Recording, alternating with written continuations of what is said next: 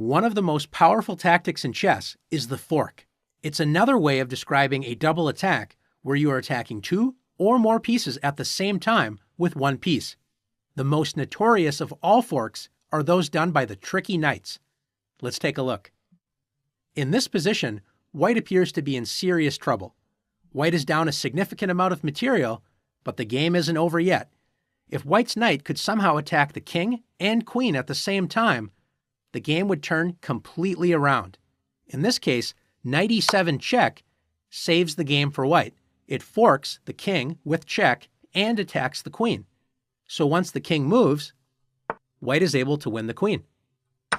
Let's take a look at another example. In this position, white can fork not one, not two, not three, but four pieces all at the same time with the move knight e7 check. This move is known as a family fork because the knight forks the entire family of black pieces. Now that the king has escaped check, which piece should the knight capture? Capturing either of the rooks is fine, but the best move is to win the queen. So far, we've only looked at knight forks. They sure are fun, aren't they? Well, it turns out other pieces can deliver forks or double attacks as well. In this position, white has great control of the center, with two pawns already placed in the middle of it.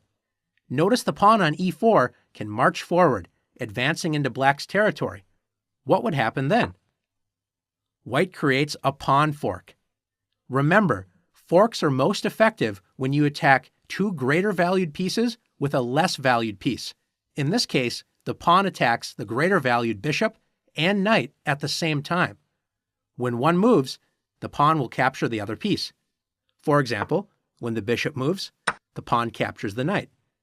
And after the pawn is recaptured, white gains a knight for a pawn using a fork tactic. Finally, in this position, white has a queen versus a rook.